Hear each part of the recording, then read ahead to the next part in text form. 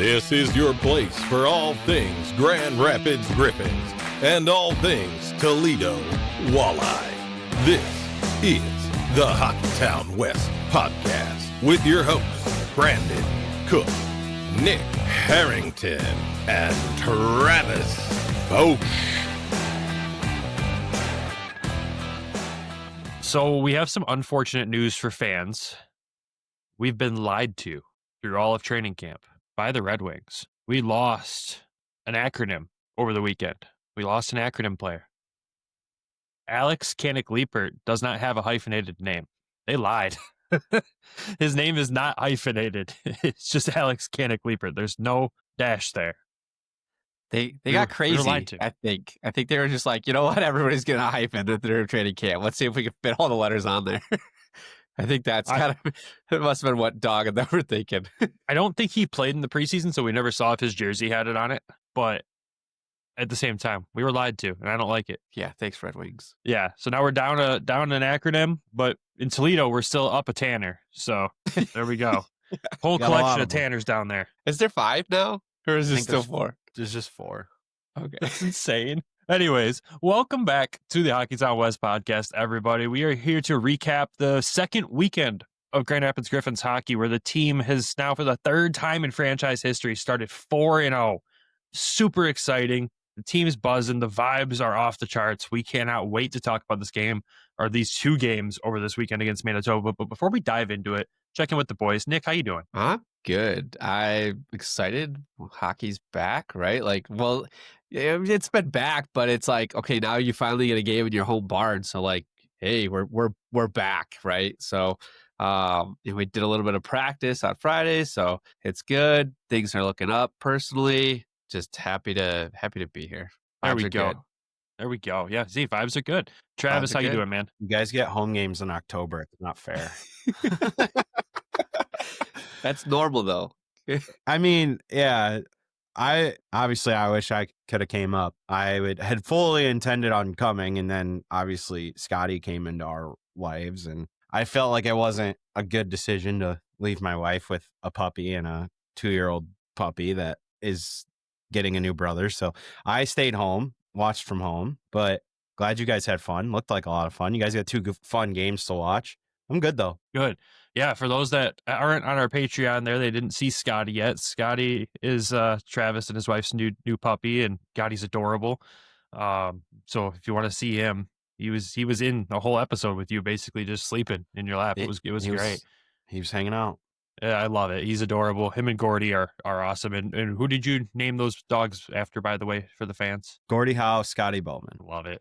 Yeah, we've said it before. Travis doesn't turn off the hockey brain, and clearly it still happens when it comes to naming the dogs. Well, the one name I wanted to pick, I've been shot down on twice. So I've wanted to name a dog Bauer so bad, but I haven't gotten that option yet. So I haven't gotten the green light. So that's for the third dog. Yeah, don't foreshadowing for your future. No. Oh, well, let's talk about these Grand Rapids Griffins, right? Like we said, 4-0, this hot start right here. The vibes were good. Nick, we went to practice on Thursday, not Friday. But we did go check out our first practice of the season, and interesting takeaway from that for a news update for everybody is Nate Danielson is skating with the Grand Rapids Griffins. He was in the red non-contact jersey, if you saw our post on Twitter, but he was skating. He was participating in the majority of the drills. I know Bob said on the broadcast last night that he's close. He's potentially back next weekend for when the Griffins take on Manitoba again here at home. They only have 1 game this coming week. So we'll keep an update on that. I know we're going to try to make it out to practice again this week, so hopefully we can get another update on Nate there. Shai Williams still is a little bit further out. He wasn't skating in that practice. I don't know if he's been skating or not. We've only attended 1 practice. We didn't ask those questions because injury questions in the AHL, you don't really ask about them. We were more confused that he was there since he's still technically on IR in Detroit. We don't know how that all works, but he practiced. He looked decent enough, and hopefully he is back. And looking at this roster, the way it's played, obviously a 4-0 start. Nate coming into play too, it's only going to make this team better, right? Yeah, like so being there at practice, it was weird to see Nate being there. Like it was because I was like, he's not assigned. And I'm like, well, this is good news for us because if he's here, that means he's practicing with this team. The Wings, if he was practicing with Detroit, then you would think that, maybe he's closer to being on that team than to being on our team. So For us, I was like, oh, this is good news. We'll see him here in Grand Rapids. Not seeing Shy, I was a little concerned because I'm like, either he has been practicing or they gave him today off, or he's a lot further away than what we initially thought. And I'm trying to go back through to figure out, I can't remember when he got injured. Like if it was prospects camp or it was after. For Shy?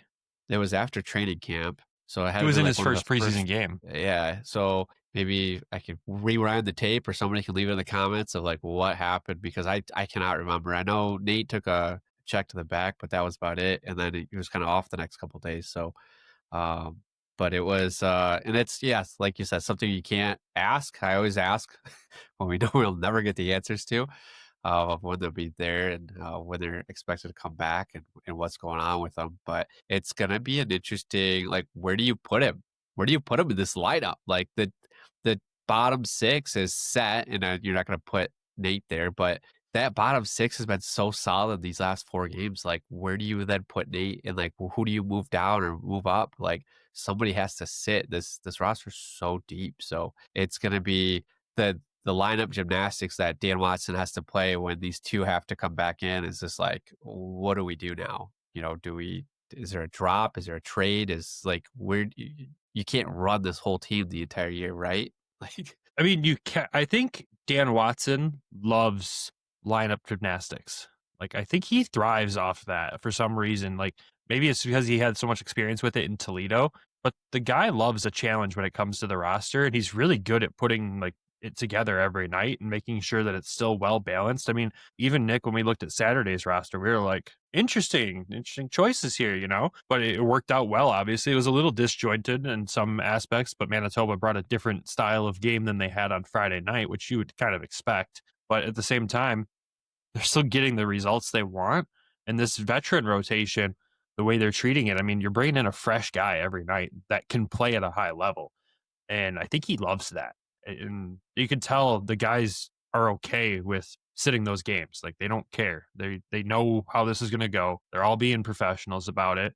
They're excited for the next guy to step in, and then they know that, okay, I didn't play this game, but I'm playing the next game. Like it's not a big deal to them. And that fresh set of legs always looks really good when they come into the lineup. I think for Nate, like even if you ease him into like the third line to start just to get him back up to speed, like it's not like it's gonna hurt you. I mean, Dries and Ammo have been great down the middle to start. So it's like, do you really want to mess with that? Like, I don't think so. Could see like the potential of Ammo getting some time on the wing again when he comes back in, but I mean, that's what should happen, but that's what I would agree with. I think that's the right move for this season, especially with how deep the team is and where maybe his path to Detroit lies is probably on the wing. So I think that's the right move, but we'll see. My guess is they probably take Tyler Engel out because that was like a closer to the season starting signing. So they probably sit him, put Ammo on the wing, and put Nate there at the center spot is probably where you go, and then maybe something along that. I don't know. I don't know. I feel like Coach I Watson really likes Engel's game. I think they go three-headed monster down the middle. I know what we've talked about with Ammo going to the wing, but they haven't done it for an extended run yet. I just don't think it's going to happen. Like, I don't see him breaking up the bottom six right now. It's working so well. Yeah, but I mean, that's the only consistent piece of this roster in all 4 games is that bottom six. It has not changed once. And I get it. Nate played first line center or second line center all last season. I don't see him moving to the third. I understand that, but at the same time, like your top 6 is also humming. Like this is where it's a good problem to have, and like a guy's coming off of an injury that he hasn't played a game in 3.5 weeks. I wouldn't be surprised if he starts lower in the lineup and then eases his way back in. Like I don't think the recipe for success would be just because you're healthy, we're gonna throw you up in the top 6 and have fun. Go. Like the easy solution is Mazur gets called up and then somebody just takes that spot. Well, then Ammo would move to the left side and you'd have it fixed perfectly. So. Yeah. Yeah, and let's be real, the way Maze is playing, it's a very realistic possibility. The kid's on fire. We'll talk more about him later, obviously. Other pieces of news with this is that Jacob Truscott made his pro debut on Saturday night, so congrats to him. Looked good out there. Looked like he fit in pretty well. And obviously, a Michigan boy getting to make a debut for a team that he grew up cheering for, and was asked post game, what's it like being coached by Brian Lashoff after watching him play? It's pretty cool. You can tell that he liked that question. So shout out to our friend Elaine for asking that question. I don't know if it was more or less like he was like, yeah, I'm a fan of him, or all of us just going, oh, Lash, you're making him feel old. It was a good question by Elaine. I was glad that she asked that, and just kind of the callback on it, because like my brain was kind of fried at that point. I was like, I don't really have much for Jacob. Like, excited that he's here, excited he got his chance to finally play, and he did play well. Yeah. You've talked highly about him during the preseason that I wasn't able to watch, so I didn't really know what to expect out of him. But I think the D as a whole for last game, not to reference whole, but the D for the last game, it was kind of disjointed for a little bit. They were trying to figure out the pairings and figure out the chemistry between each other throughout. So yeah, Saturday's game was interesting. We'll talk about it though, obviously. Let's go to Friday's game, the home opener. Good crowd, not sold out, unfortunately, but really close, but a really engaged crowd. I thought it was a lot of fun kind of watching from above as the fans were super into it. And God, the Griffins just looked so good in this game. You could tell they were feeding off the energy from the building big time. They came out so dominant right off the bat and just really took it to Manitoba in this game, winning this one 5-2. You know, it was just such a fun watch. And you look at the guys that scored in this game. Austin Watson getting the first goal of the game, first goal at home. Good Selly on that. It was a pretty goal. Ammo makes a good play in the defensive zone to find Angle. It's a 2-on-1, and Angle gets the puck over to Waddy, who doesn't miss when he gets those opportunities like that. And boy, that place was rocking as soon as that goal happened. I'm sorry, who got that assist, the first assist? Yes, we know, Travis. It was originally called Lagesson, but it was Ammo. Everything happened so fast. Like, it all happened so fast, man. You just wanted the points for Ignite the Nest, and we'll talk about those later. But you got your points. There you go. I mean, you pointed out the most important thing is he was playing his position well. Exactly. He played the position well, made the smart choice with the puck, and the guys get to go up ice on a 2-on-1. And like I said, Waddy didn't miss that opportunity. Manitoba responded to tie the game. Sheldon Dries gets the lead back, and it was almost an identical celebration. I was like watching the videos back. I'm like, they both just round the corner, put a hand up in the air, and getting the crowd engaged. I'm like, all right, this is great. These guys are in. Dries looked really good in this one too. That goal, like, we've got to talk about the goal. He gets sprung up the ice, and mind you, this is a shorthanded goal. Dominic Shine makes an incredible play at the blue line. Dries picks up that puck and goes, and kind of I'll do it myself, and absolutely dangles around the goaltender to bury it behind him. Beautiful goal. I mean, we knew this. It was coming at some point on the penalty kill. This penalty kill has been so good this season. It was good the start of last season as well. I'm excited to see if they can stay consistent and keep this going. But, I mean, huge there. Scheider getting the assist. I was stoked because we went with him for this weekend for Ignite the Nest. So gets it up to Dries. Dries takes it all the way. Like, I was stoked. I'm excited because, we killed the penalty, and then we also get the shorthanded goal on top of it. So, special teams is running well so far at this point in the season. I think an important thing to note with the penalty kill is that there's been a scoring chance on almost every single penalty kill that we've had so far this season.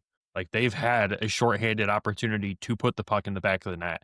And we knew, like you said, it was only a matter of time. And third game of the season, they get one. I think they're going to get quite a few shorthanded goals this season. The most important thing with this play, and I completely agree with you, Brandon, like, it seems like every time they're shorthanded, they're aggressive and they get a look. And that's like, they're hunting. Aggressive. Yeah, they're hunting. And the play by Shine, like, as they're entering the zone, they weren't entering that entry was not moving at a very fast pace. You could almost tell that they were going to go that way. And that's a heads up play by Shine, who recognized the point of entry was going to be along the boards. And he stepped up and just cut that whole play off and then just sprung Dries. And Dries made an unbelievable move. But this play doesn't start without Shine. Yeah. And we asked Shine about that play post game, and he said some good pre-scouting. Like, they looked at that before the game. They were ready for that type of zone entry from Manitoba, and credit to everyone involved in that at that point. It's just good coaching, good execution to go out there and run the play. And again, Drizzy, dangles, Drizzy dangles right now. Well, it's like that's one of your two main entries on a power play. Like almost everybody does it the same way. They drop it back and the trailer guy like kind of brings it up and will either just shuttle it to the sides like that or they'll dump it in deep. When they like, that's where for like Manitoba, when you see four guys just stacked across the blue line like that, the puck's got to go in deep. And that's probably the first thing that they're going to talk about whenever they go over this film is like, guys, like your guys are standing still right there. It wasn't like guys were moving, trying to create lanes. And the Griffins were just there. Like, just get it in deep and go. Like, that was just like a point of entry, like, that wasn't going to work in that situation to where, like, in the future, other teams might see that against the Griffins and they're just going to dump it and they'll go get it. Because if you stack the line like that, your only option is to dump it in, unless you make an unreal play to get through everybody. Which, yeah, I feel like we did see a lot of that during practice, too. Now that I think back on it, is like they ran that play towards the end of practice and like how they were going to do it with that dump and chase kind of situation there. Yeah, no, exactly. Obviously, they weren't done in the first there. Dominic Shine adds an absolute snipe. And at this point, you just could tell the Griffins were running away with it. The Shine goal was a beauty. Mays and Alex Koenig-Leeper get assists on that. And you're just like, this team's rolling in this game. The only other goal I really want to talk about, I mean, Deuce got a goal in this one. It was a dirty, gritty goal. Good to see him get that goal there. You got to talk about Mazur's goal, the fifth goal of the game. Obviously, at this point, they'd run away with it. But oh my God, what a shot. Like, I looked at Nick after the Dries goal, and I'm like, that might be our goal of the month right there. And then Mays pulls another one out to go back into the competition for that there. He's got about 2 of those this season already. And this one, just that little drag to get the goalie off balance and fake him out and just snipes it on him. Oh my, what a goal. I like the Shine one better myself. The shot placement by Shines was absolutely perfect. Like, literally, you're only going to score if you put that past his ear. And, like, that was kind of Hawkins-esque, right? Like, yeah, that's the kind of precision and accuracy that, like, you're like, holy shit. Like, I even said to my dad, like, Shine just absolutely blew one past the guy's past his ear. But the Mazur one, like, guys, he's playing, like, so confident within himself right now. Like, you just have to love to see this. He's got, what, 4 goals already? Or is it, 4 goals. 4 goals in 4 games. Yeah, 4 goals in 4 games, and he's got 2 assists to go with it. Like, he, I think, is reminding everybody, like, do not forget my name. Like, I played a game in the NHL last year, albeit it was for 1 shift, but, like, he was there for a reason. Let's not forget, like, he was an impactful player last year when he was healthy. And, like, it seems like he's entering game breaker status this year with how good of a start he's at. Nick, why are you shaking your head? Like, he's been their best player. He has. The reason I'm shaking my head because I'm like, I was here when Bergie was here, like, it covered the team, and like Bergie was just on an absolute tear, and it was like the team was different. The team was built different at that point too with Bergie, where it was like those were closer games, and it's like, okay, here Bergie, go get a goal, and he would go get it. Or Simon would do that too, like, hey, Simon, we would watch Simon take it from blue line to blue line and get a goal. Where I don't think this team is set up where you need somebody to like a clutch player like that, or like somebody to, hey, like, let's get it to Mazur. Mazur's going to get us out of this, or he's going to get this is going. Like, he's contributing for sure. He's putting up the points. I'm not concerned about him. I think he is, ready for that next step. I think the biggest thing that's been on him has just been the health side. So, but like, I guess I think of more of a game breaker is like, okay, the game's tied like 2-2 into the third with like 5 minutes left. Like, we give it to this guy, he's going to go down and score like 2 or 3 goals or something like that. Like, I just have a different definition of game breaker. I look at like it as in the sense of dominance. Like, he's been their most dominant player. Like, they haven't been in the position this season to need a game breaker yet either. Exactly. Except for the first game in Texas, which he was the game breaker. He had 3 of the 4 goals. Like, he's playing at a different level. Like, I know what you're saying, where Bergie was that kind of clutch guy when they needed him to be, but Bergie was also a defensive liability. Mays' play off the puck so far this season has been flawless. He is hunting that puck. He is going after every opportunity. He looks stronger. He looks so healthy. He looks like an NHL player out there. And I know he's playing in the AHL, and that might be just, he's outskilling the other opponents there, but he looks like he's got that swagger to him where he knows that he can go do it at a high level. And someone said it in the comments on the goal post when we posted the video, and they're like, a little bit of 88 release there on that shot. Like his release this year is nasty. Like even watching him shoot in practice, I'm like, that release looks different. You changed something there in the offseason, and it looks gross in a good way. 57% he's shooting right now. It's insane. I know it's a small sample size, but I think you can get excited about it. For him to be able to, like, you see it in the first weekend, you saw just the first game. Okay, you got those goals, no goals in the second game. And then this weekend, you see the assists start to play in, you see another goal, and you're like, he's kind of doing it all. And defensively, he has not been a liability. He's been great defensively. And I think that's the difference maker right now for him over other prospects, is that defensively, Carter Mazur's playing the game at a high level. And that's only going to help him get to the NHL faster. I know our time with him this season is probably short, and we're going to enjoy the hell out of every ounce of it that we're going to get right now, because it's beautiful to watch. Not disagreeing with you guys on this point at all either. Like, I want to make sure. We know. I'm not saying But- you are. I know your definition of game breakers. You're looking for Captain Yeah. Clutch there, and Bergie was Captain Clutch. Like that in Grand Rapids, Bergie is disgusting. In the NHL, I don't know what's going on. We'll let the Red Wings shows talk about that. That's their job. I think the biggest thing too is, with Mazur, he's put together a full, complete 200-foot game, right? Like, Really has. on both ends, and that's really what we're trying to get up to Detroit. So, he's looking solid. The whole team is looking like a unit, which is fantastic. So, It's a strong, cohesive unit, man. It's insane. And we're going to talk more about that too, like, and how this team's come together. But we got to jump into the next game, because this game looked different, right? Oh God, it looked terrible. Nick was not having fun for the first two periods of Saturday's game. And That does not surprise me. The vibes were so bad to start the game, like already. Your the vibes vibes were just were, not but- there. I expected like a 1-0 game at this point, and I was not happy that Shine was out for this game either. Well, like we said, they're going to go 3 in the forwards and sit 1, and that's a rotation. And he hadn't sat yet. Fourth game, he sits. And John Leonard comes in. John Leonard didn't play the first night. And it's okay. We're going to see this all throughout the season, right? We know if the rotation stays the same, we're not missing Shiner for the next 3 games, right?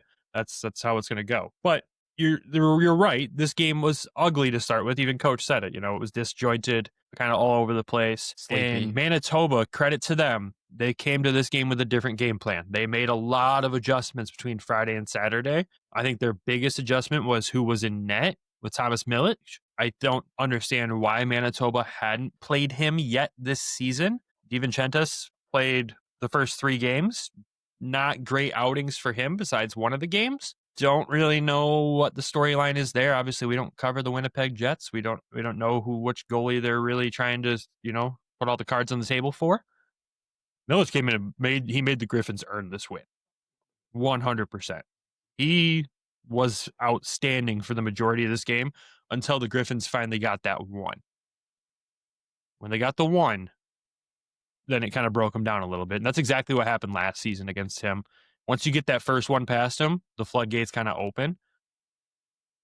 But he was good. Yeah, it's interesting because Milic was really good against us last year. Like, he just stood on his head, was fantastic. So it was weird that they had gone with the other guy 3 games in a row. It has nothing to do with the veteran rule to play 3 and then to sit 1 on their end, because goalies don't qualify on that end.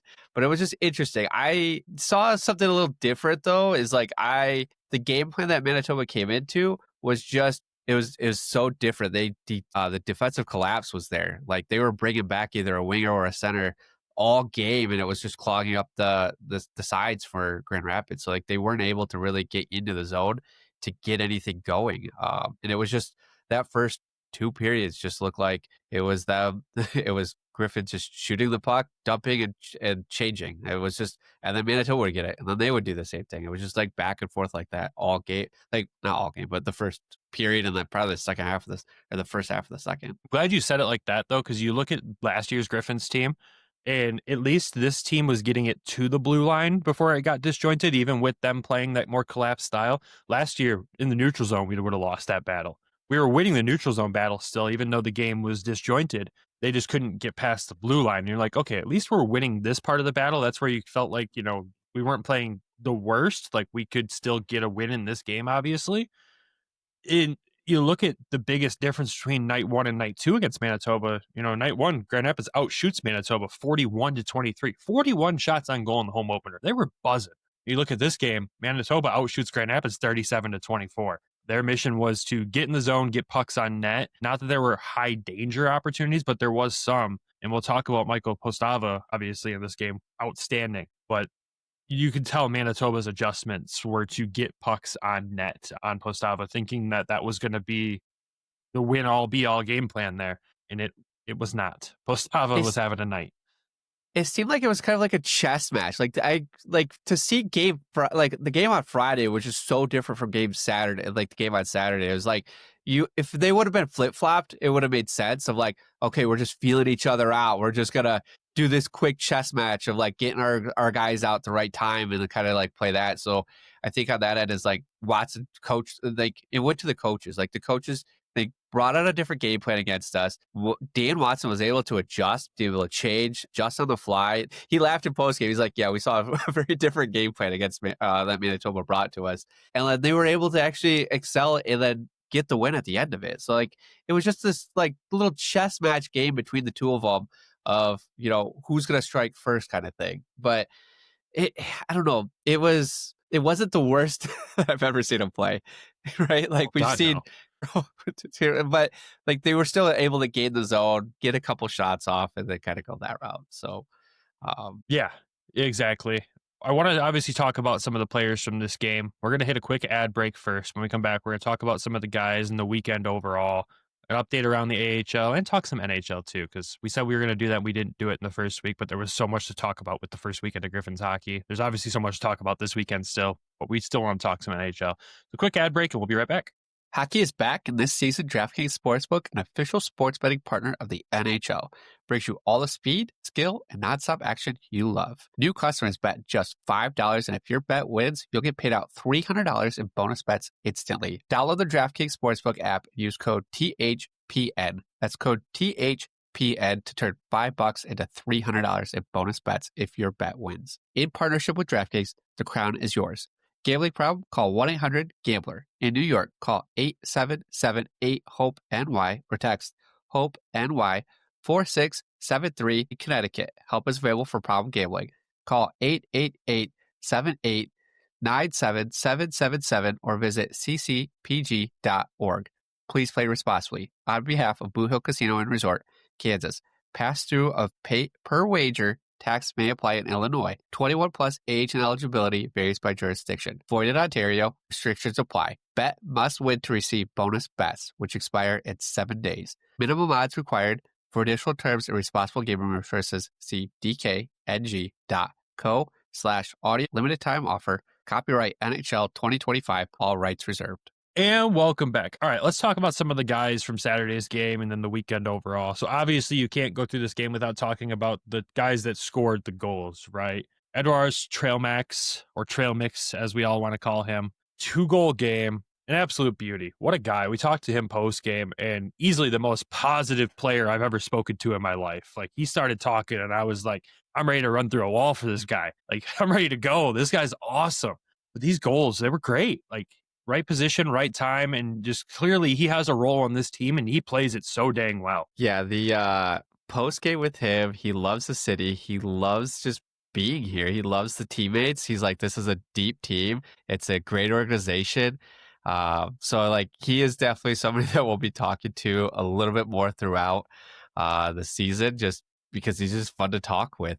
But the first goal was just an absolute snipe. Like all game, they were shooting it glove side, and Milic just kept saving it. right? Just catching it all night. And then Edwards Tralmaks, as we call him, shot it low, got it in glove side, but it was still low and kept it on the It was ice. a rocket.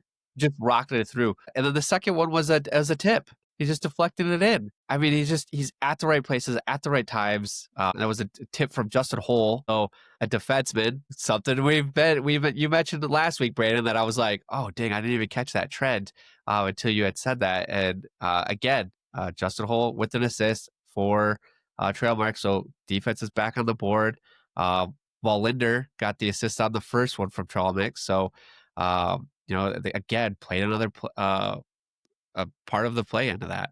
Friday night's game, defenseman assisted on 2 of the 5 goals. Saturday night's game, defenseman assisted on all of them again.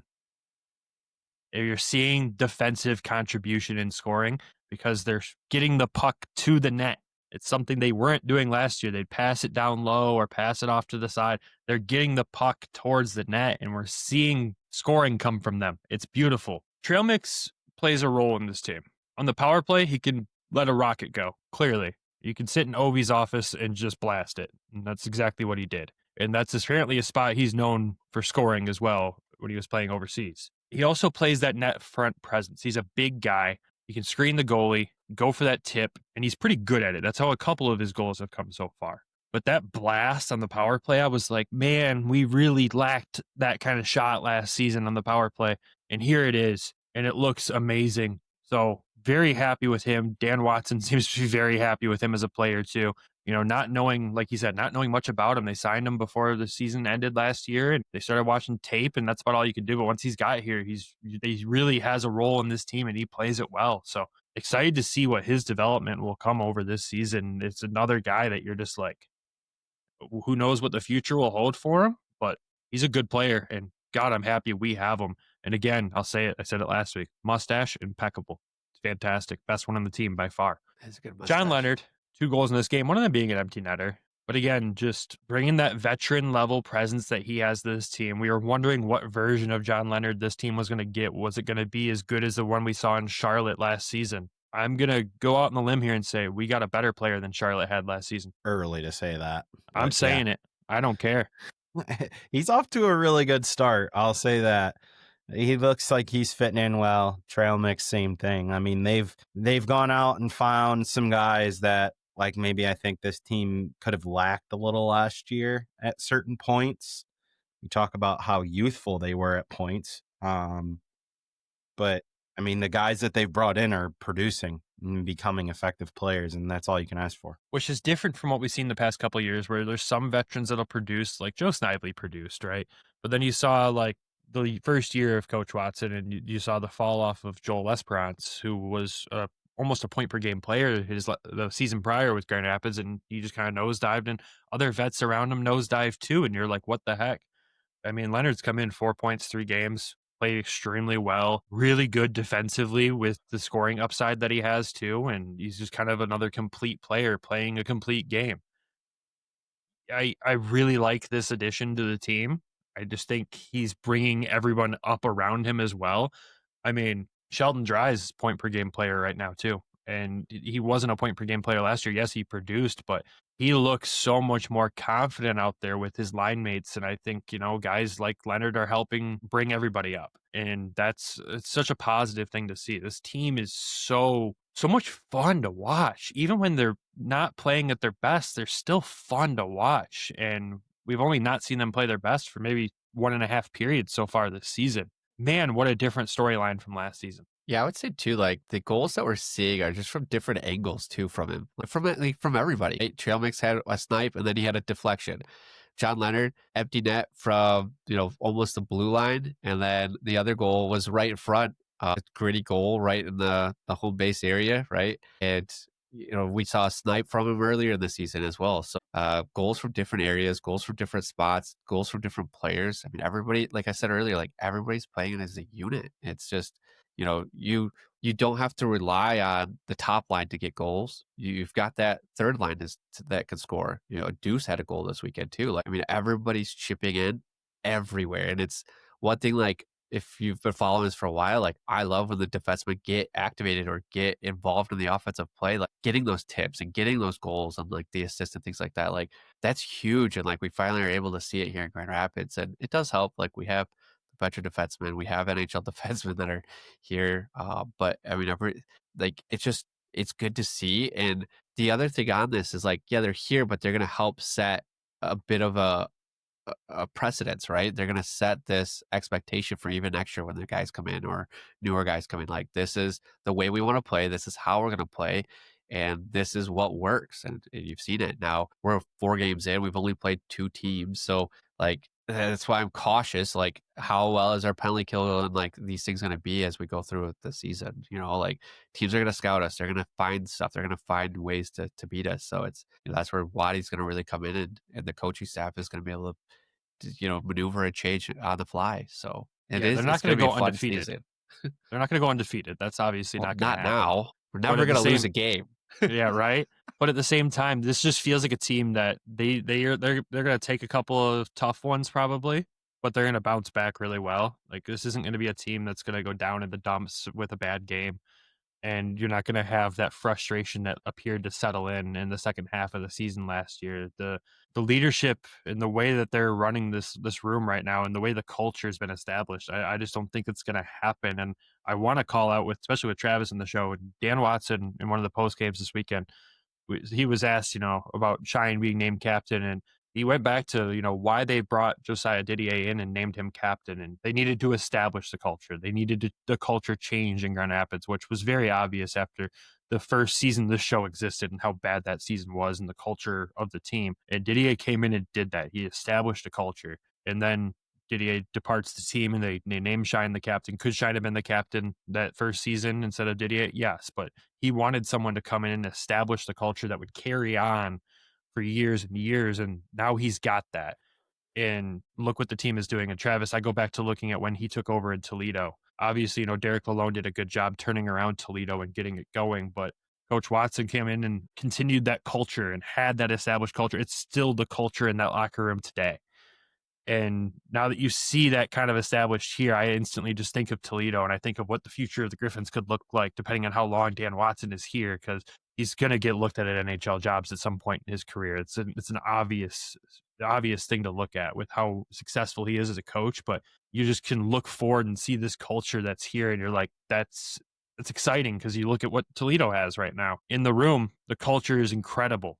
And I just hope that that's the same thing we're getting here. And it kind of feels like it is. It feels like he learned a lot of that from Toledo. Well, he was with Toledo from the start. Like, he was there with the Storm, and then, he was with Vitusi, and then he was with Derek, and then he took over. And like, it seemed like when Derek took over, they established like a culture that this is going to be different. This is going to be a different mindset, maybe, than previous. Not to say that when Nick was there it was bad. It's just a different voice, different. And it worked so well that when Waddy took over, you look at some of the guys he brought in, like your John Alberts, your TJ Hensicks, guys that have played in the NHL, guys that have played in the American League. Like, these are guys that, again, when they were in Toledo, they had played NHL and AHL games, and they're in the ECHL now. Like, but they know the expectation, they know the standard.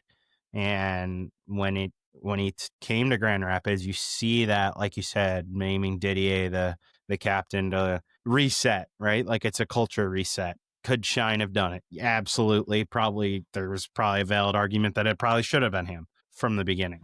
It's no different than, just what you've seen up to now. It's just, it'll get there. It just takes time, right? And I think Waddy knows how to run a room. He's done it for however many years he's been a head coach now. Seems like forever at this point, but he knows how to get the most out of guys, whether it's you're going to play 12 minutes a night and then you're a fourth line guy, or you're going to play 20 and you're my top defenseman, or you're going to play somewhere in the middle, but you're going to be a huge voice in that room. And I think Waddy really, really knows what buttons to push, what guys to put in roles, and what kind of leadership role he wants guys to have. I think too, like this for both teams. I'm going to pivot.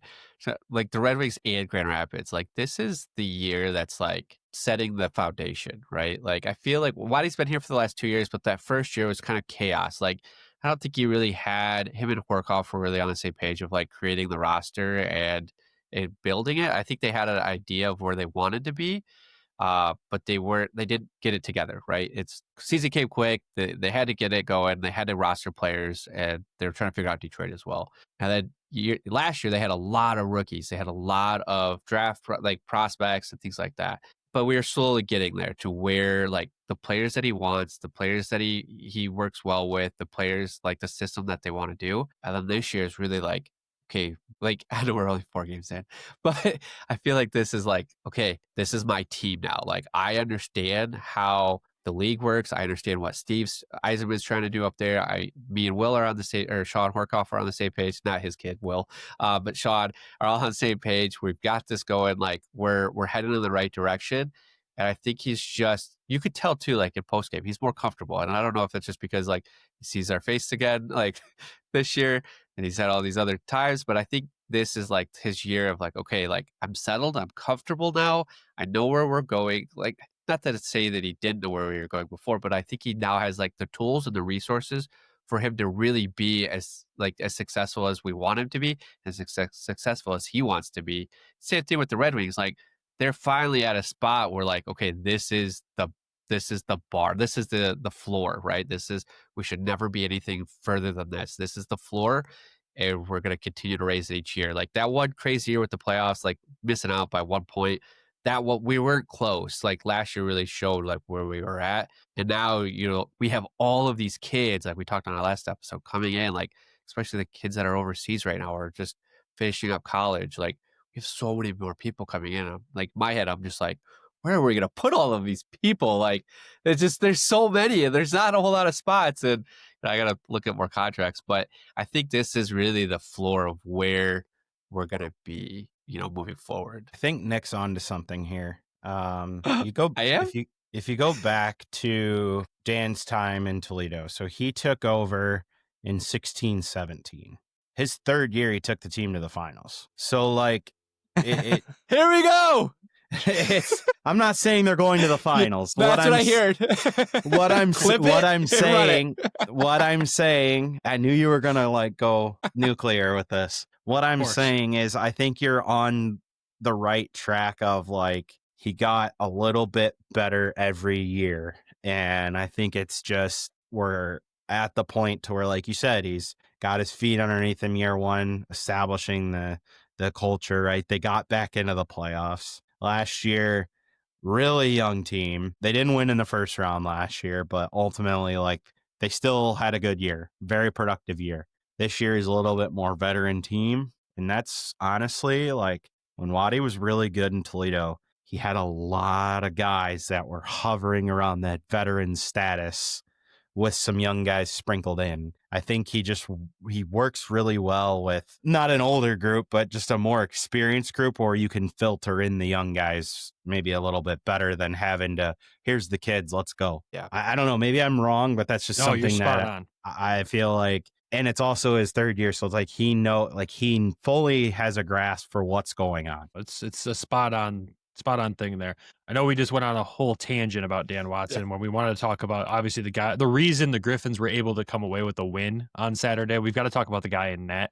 So the Dan Watson conversation is great. Obviously, we've got to give him his flowers, especially with this 350th win as a head coach being this game on Saturday. So again, congrats to him and all the things. And we're going to be talking about him a lot this season and the culture and all of that, because clearly the culture that's set and what they're trying to do is very evident early on here. And I know we're going to be talking about it a ton, but we've got to talk about Michael Postava. Incredible game from him, but I want to talk about him for kind of a different reason, because the chatter that you start to see is like, is he better than Cossa?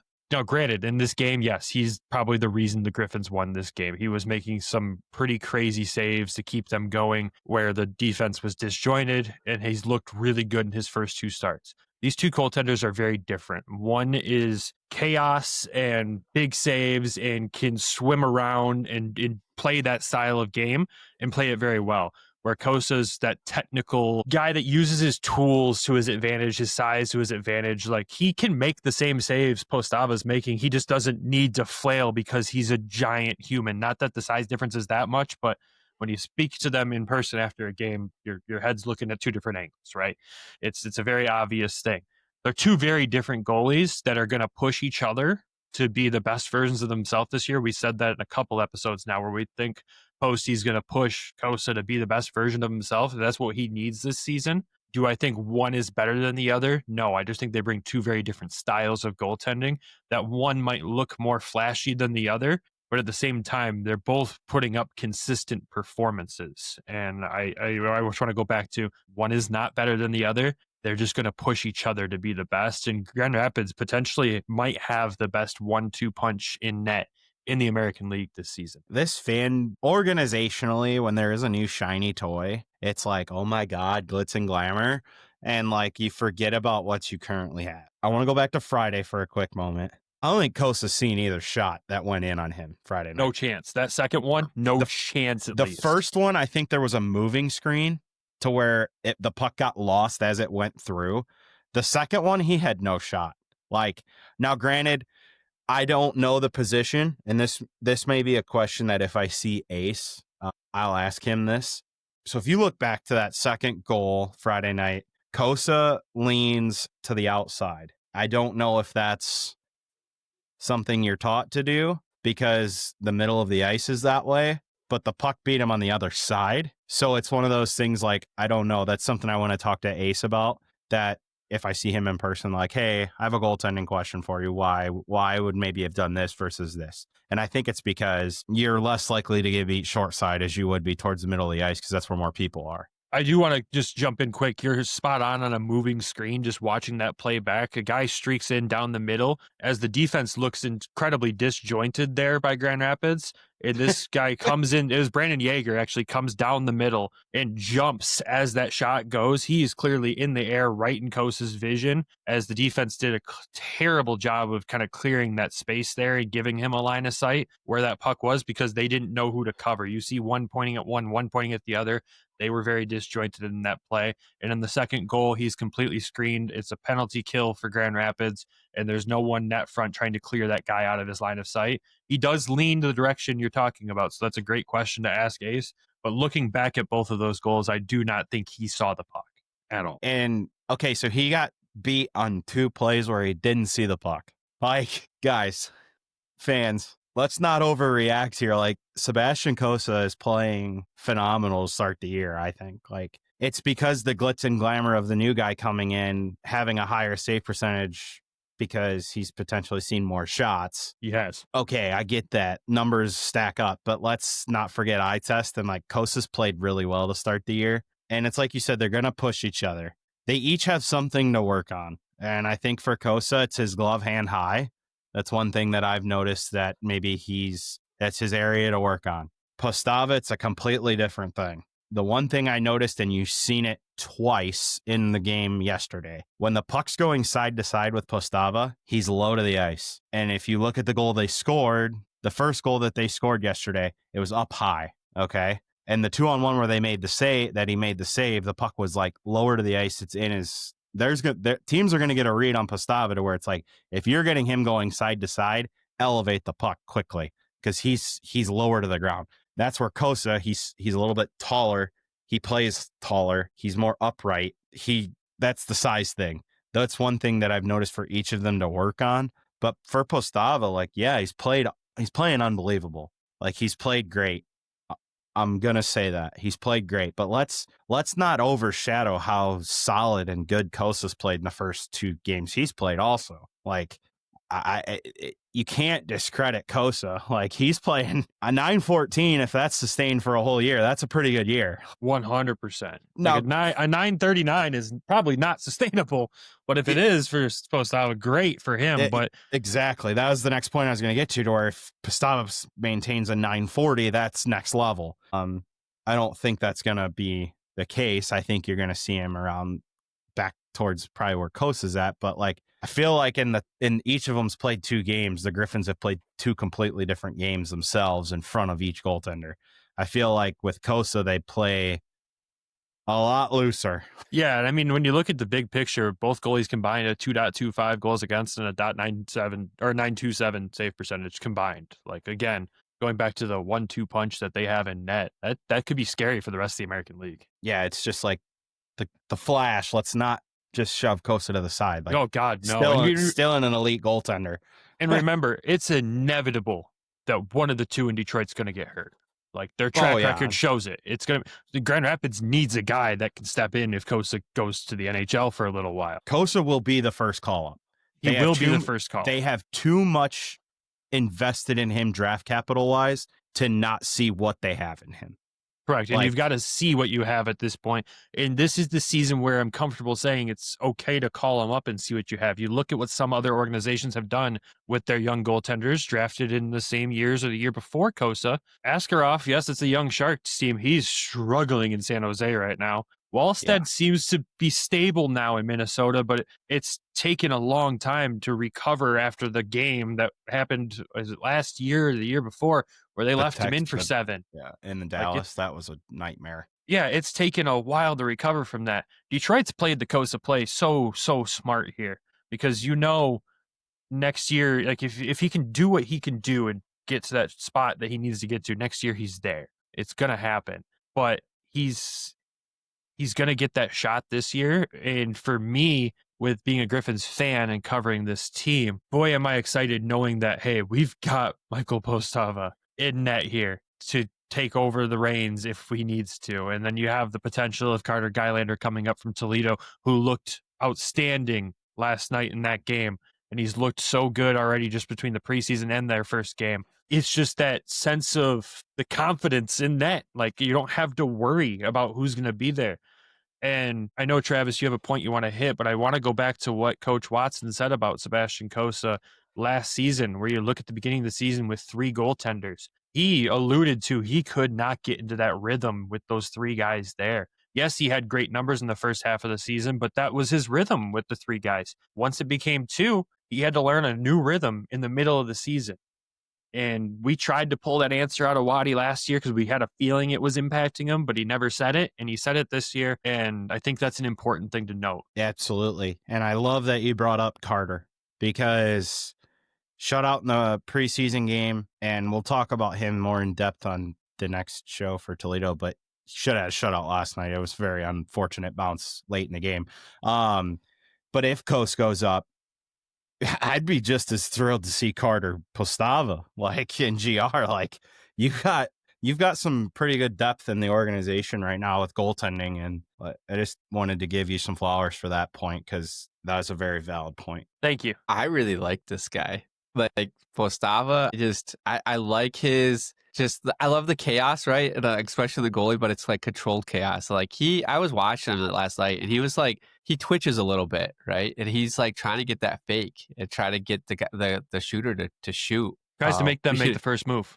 Yeah, and so like I like that. It's just the confidence. Great guy to talk to. We talked to him. After practice, and then we also talked to him after the game last night. Just a very positive individual. Very happy to be here.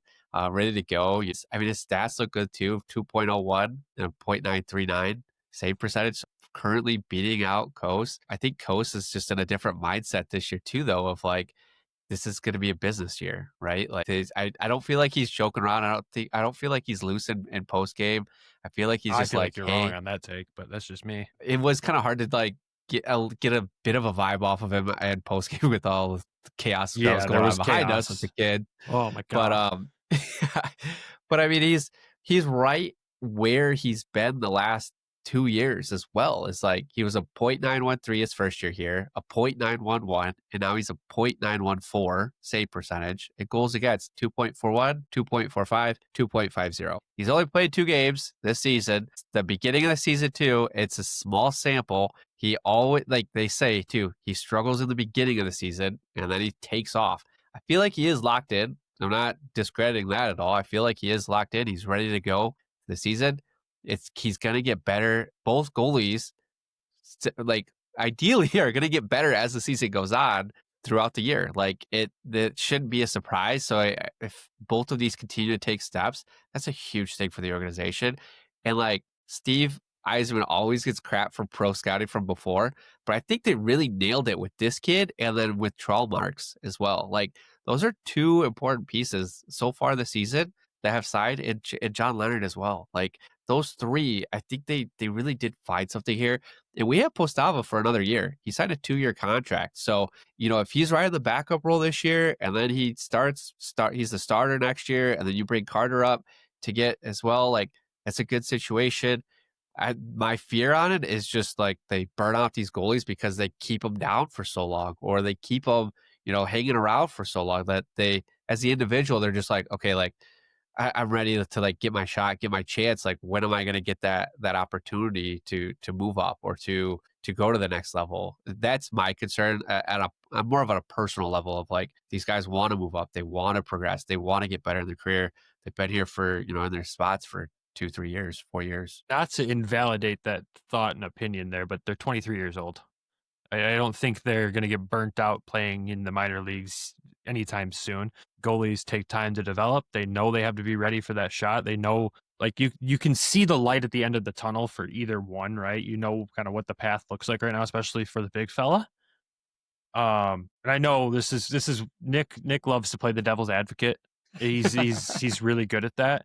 To say Cossa's where he's at last year, sure, on the stat sheet, yes, he looks like a different goaltender. He's way more controlled already this year. He's covering the puck. He's holding on to it. He's making smarter decisions with the puck in his hands. And I think that's going to pan out pretty well for him. And he does look way more comfortable. He's not swimming. Like last year, he got better at not swimming, but you still see points. And again, it's 2 games, but even in the preseason games he played with Detroit, I saw no swimming. And if he gets to the point where he's not swimming, because with his big stature, he starts swimming, he can get way out of position. And he's not doing that, but also the team around him is making smarter decisions, and the team around him looks better too. So you would expect everything to elevate. And I think it will. And again, we're talking about 2 goals that got past him Friday night that the guy couldn't physically see the puck. Like, you can't stop what you can't see. And Manitoba did a good job screening a guy that's that size. That's a difficult person to screen. And if you could figure it out, yeah, you can get some goals. But every single time he's let in a couple this season in the 2 games he's played, he has locked that net down. And years prior, the net didn't feel as locked down. That's where you'd see those third period, give up the big lead in the third period. And we didn't see that this weekend. We said we might need to talk about it. We don't have to talk about it, which is great. But boy, is he, when he gets a couple past him, he's locked down. You don't need to get a shutout every night. You just need to stop enough to give your offense a chance to win. And he's doing that. I want to point out one thing. So he's got a 914 right now. If that were to translate to the next level, he's sitting behind Hellebuck, Swayman, and Bobrovsky. I'm just saying, like, I don't see the reason. Like, I get the hype with Postava. He's the new guy. We'll hype him up. We should be hyping him up. Oh, absolutely. And he plays extremely quick. He's very agile. Like you said, they're completely different goaltenders. And like for Cossa, like I'm not at all concerned. Like, I've seen so much like on Twitter of like Postava from everybody that's like in this franchise's fandom. And it's like, guys, we're forgetting what we have here. Yeah, you gotta appreciate what you have. The reason I bring up the he might get burnt out being here and wanting to move up, because you saw that with Askarov. Like, he demanded a trade out of Nashville to San Jose because of that. And you post those stats last night in the group chat. I was like, well, look at San Jose. They're kind of they're a mess. Like, they're a young team. Yeah, but he was making bad decisions in net too, though. So was Ned. Like, they both are. Both goalies are not a great spot for that. But the trade thing, I would say differently, because Nashville had him waiting in the wings, right? Then they went and signed their starter to a crazy extension that they shouldn't have. 8-year extension, yeah. And that right there is something that Detroit doesn't have. They're not signing Gibson for 8 years. They're not signing Talbot for 8 years. There's not going to be any ruffling of the feathers for Cossa in that aspect there. Brandon got my point.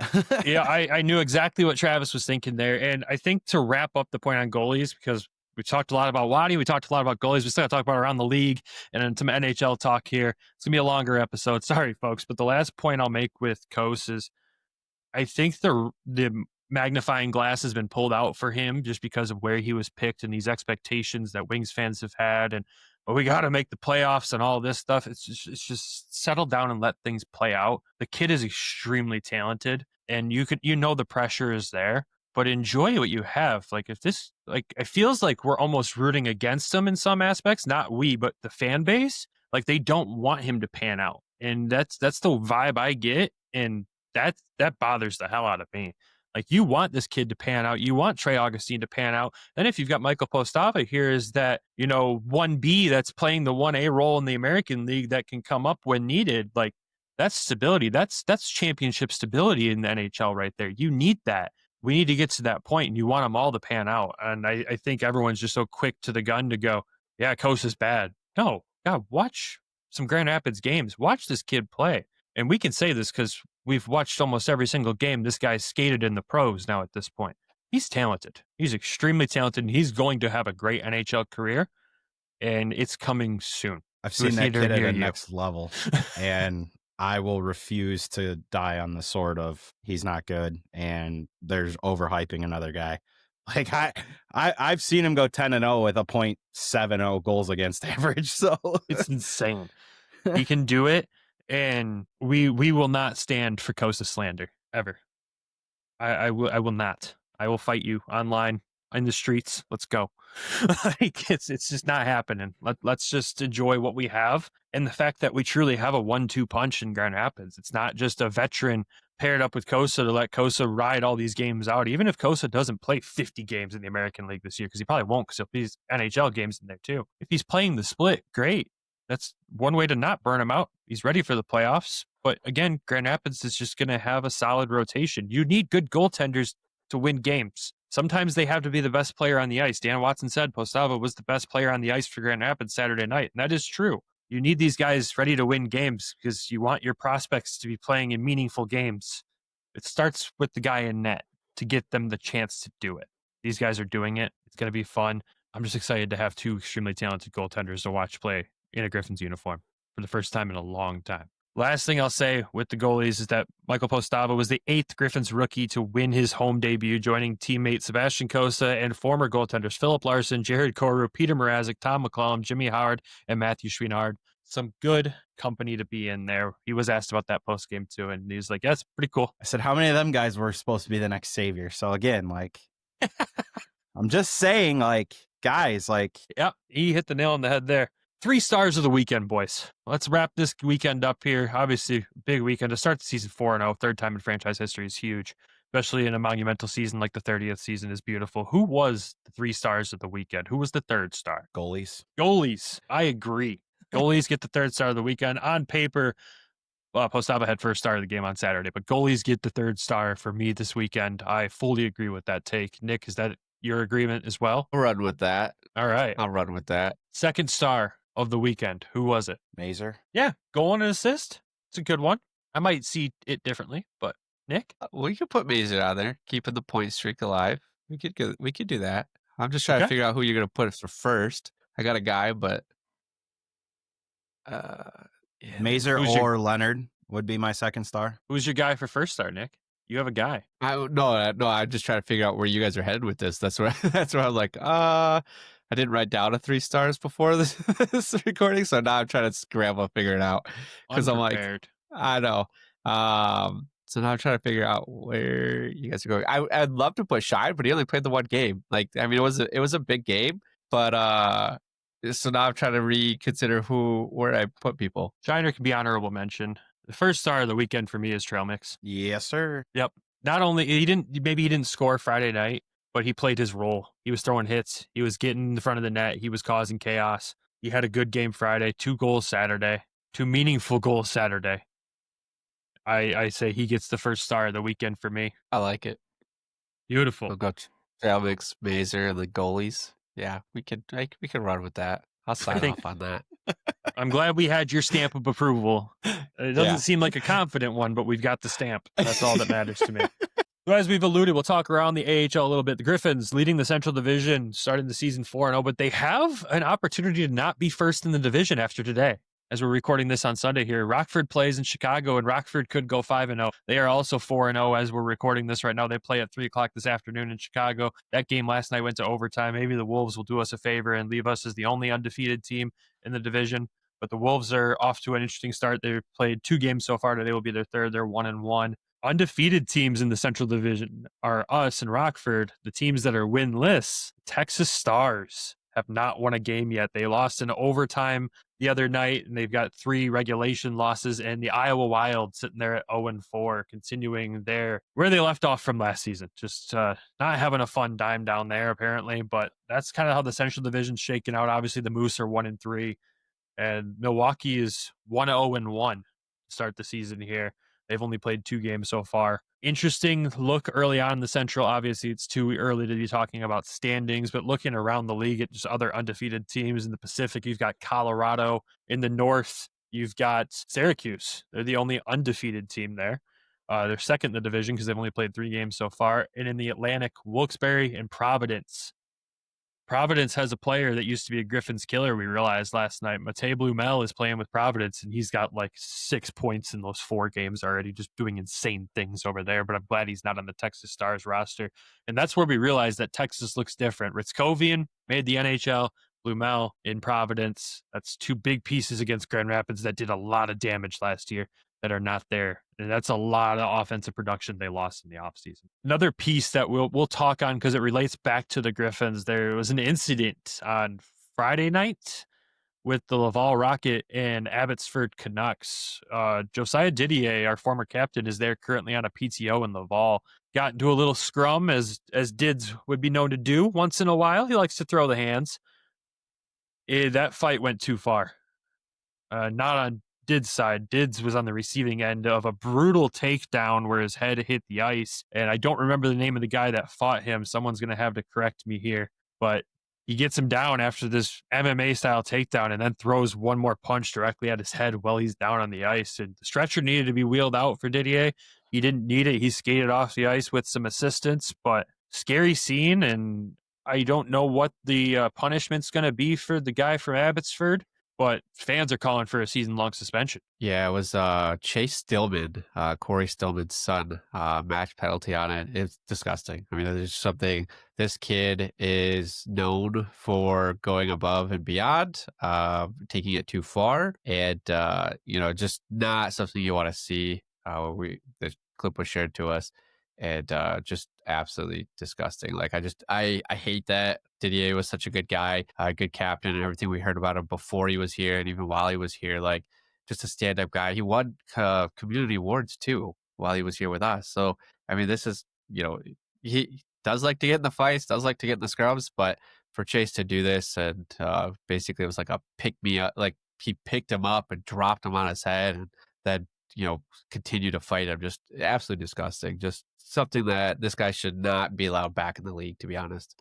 At that point, like, he's a repeat offender, just done. Yeah, if it was a first-time offense, we wouldn't say such a brutal statement, but it's not a first-time offense. And you hope that's taken seriously, especially at this level. Like, this level is full of prospects trying to make a career for themselves, but it's also full of guys that are signing PTOs and trying to continue their career like Didier is. Like, you look at this, he signs that with the opportunity to maybe continue his playing career. And will that impact that? I don't know. Like, we wish him the best. We hope that he can recover from it. Like, it's got to be an injury that he's going to miss some time for, I would assume. Like, there was blood coming from his head when it hit the ice there. That's not a good sign at all. And for his head to hit the ice like that, and then for the punch to the head that caused his head to hit the ice again, it's disgusting. Like, let's get that crap out of hockey. I know it's the minor leagues. I know it can be bush leagues sometimes, but there's no place for that. Like, you can't have these guys in these fights, and we're starting to see it become a more common thing. These MMA style takedowns in these end of these fights, it shouldn't be a common thing at this level,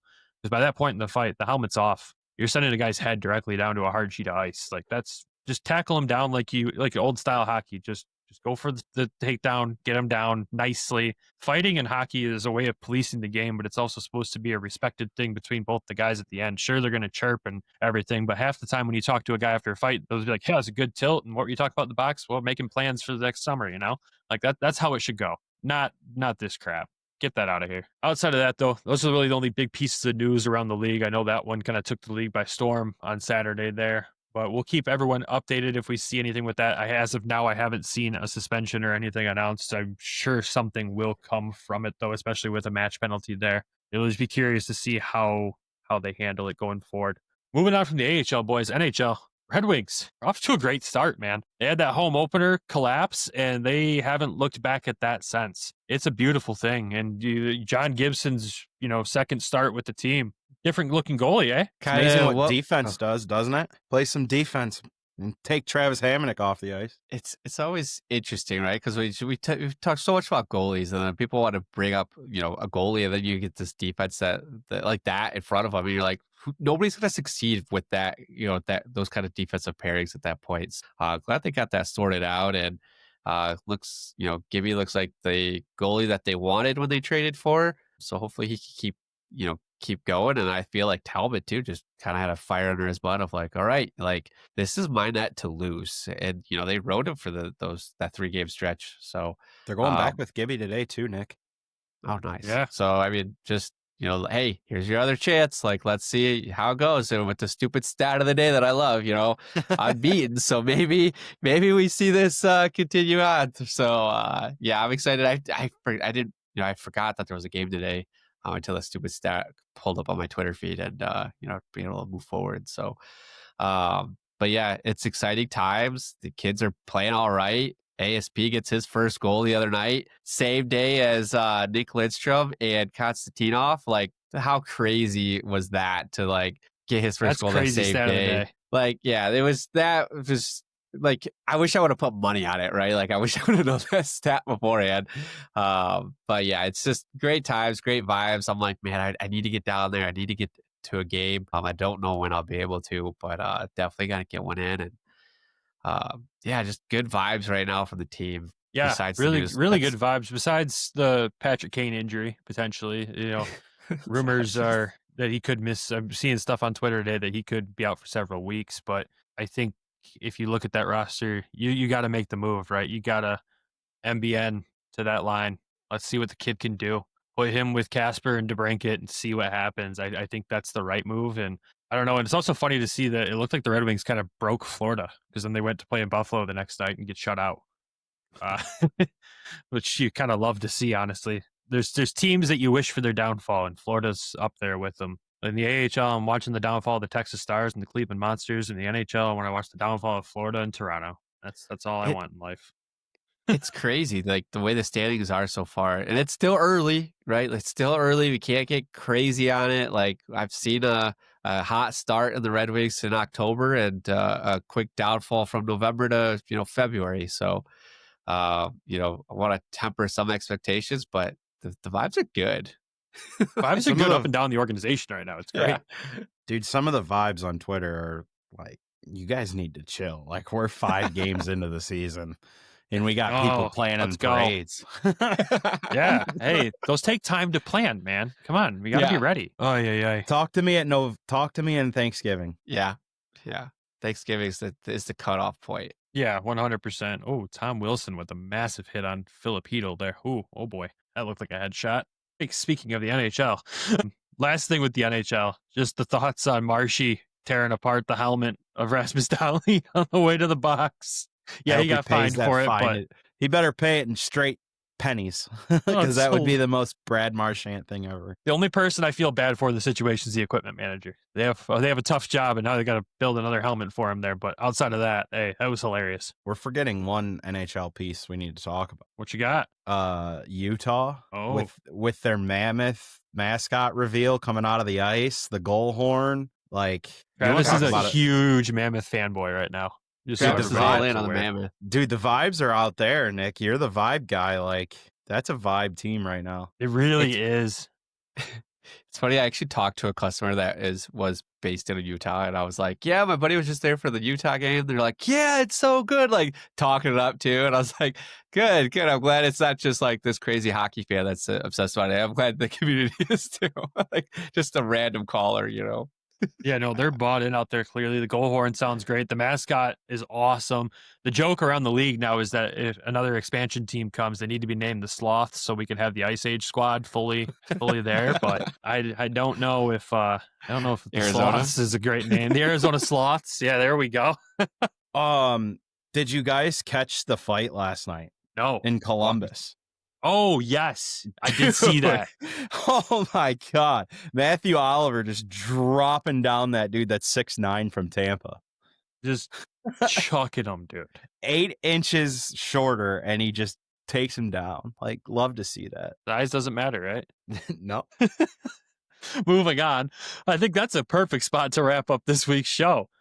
Oh, boy. Thank you, everyone, for tuning in. As always, we've got to thank our sponsors of the show, of course, DraftKings and Everything Hockey Clothing Company. When you're betting with DraftKings, use code THPN. And when you're shopping at everythinghockey.com, use code WEST to save a few bucks off your order. Of course, it also supports the show as well. Anyone who's used that code already, we greatly appreciate it. If you're not already, make sure you hit subscribe on the YouTube channel, follow on wherever you're getting your podcast from. Make sure you're following us across social media at Hockeytown W Pod on all social media platforms for news, updates, and practice intel. We're trying to go to more practices this year to share that information with y'all. Stay tuned on the Twitter as well. We've been kind of giving everybody the hints of what NHL teams have representatives at the AHL level watching the Griffins play, but I want to remind everybody that 2 teams play in that game. They might be watching players from the other team or just passing through. I can't tell you how many times we've talked to a scout or somebody from another team in the league. Oh, why are you here tonight? Just passing through. You look at Saturday, someone from Tampa was in Grand Rapids because they were just in Detroit Friday. You can't take that for what it is, but hey, we'll post it and let y'all speculate in the comments. It's fun, right? Drives engagement. That's why we do it. But anyways, make sure you're following us on all those for that. But of course, you got to be sure you're following us on Patreon too. Tons of bonus episodes, bonus content over there, unedited episodes at patreon.com/HockeytownWest podcast. You got to join the current folks who are over there, and those current folks are. We've got Randy Zick, Michael Asante, Alan, Lori Fausch, Derek Sleazer, Griffin Not From GR, Elaine Grace, John in Florida, Claire Boughton, Tyler Eagles, Bryson DeChambeau is Elite, Joe Schroeder, and our newest addition is Peter Gruel. I hope I pronounced that correctly. So, give us a follow over there. We've got bonus content that'll be coming out. And that if not, subscribe on the YouTube. That also helps us out quite a bit. Yes, it does. Nick, before I send us off, do you have an Ignite the Nest standings update? Or have you not done the math this morning yet? No, man, I was up early and I was crying because I may have done too much. I may have gotten into something a little bit more than I can handle. But the conference, the East Conference, we are leading, Brandon. So we're up 10. Hockey Style with Devin and Megan are at 8. Grindland at 7. Red Wings Rant is 5. Hockey in the 313 is 3. Grace by Rain is 3. So they're tied for 5th. And then the West Conference, we have Flying Wheel at 10.